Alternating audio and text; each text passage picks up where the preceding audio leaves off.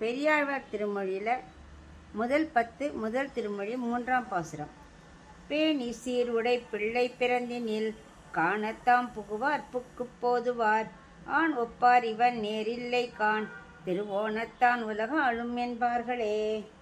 இந்த பாசுரத்தில் பெரியாழ்வார் சொல்கிறார், இந்த குட்டி கண்ணன் பிறந்த உடனே அவன் நந்தகோபன் யசோதை என்ன பண்ணா, தொட்டில் விட்ட உடனே அந்த ஊர் ஆயர்பாடு இருக்கிற எல்லாரும் குழந்தைய பார்க்க வரிசையாக வந்துட்டாலாம். ஒரு பெரிய வரிசையில் நின்றுட்டு இருந்தாலாம்.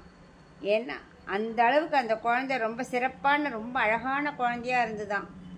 ஆனால் பெரியாழ்வாருக்கு தெரியும் இது யசோதைக்கு பிறந்த குழந்தை இல்லைன்னு. ஆனாலும் அவளுக்கு தன் குழந்தை தானே நினச்சிட்டு இருக்கா. அதுக்காக பெரியாழ்வார் சொல்கிறாராம், இந்த குழந்தை மதுராலேருந்து பாதுகாப்பாக ஆயர்பாடிக்கு வந்துடுத்தோம். இனியும் நம்ம ரொம்ப பாதுகாப்பாக வளர்க்கணும் இந்த குழந்தைய.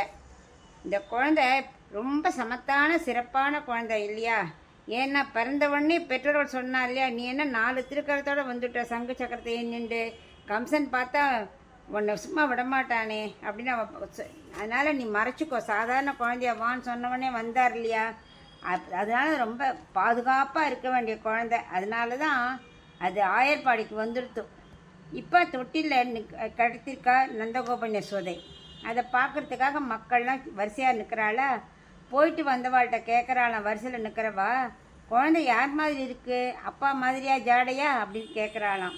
அதுக்கு போயிட்டு வந்தவா சொல்கிறா, அந்த குழந்தைய எந்த ஆண் குழந்தையோடு ஒப்பிடவே முடியாது. உலகத்தில் எல்லாரும் இருக்கா மாதிரி இல்லை இந்த குழந்தை.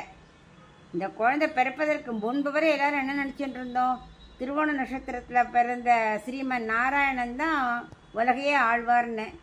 ஆனால் இப்போ இந்த குழந்தை பிறந்தாச்சு இல்லையா, இந்த குழந்தை தான் உலகத்தையே ஆள போகிறது அப்படின்னு அவளாக சொல்லி மகிழ்ந்துட்டாளாம்.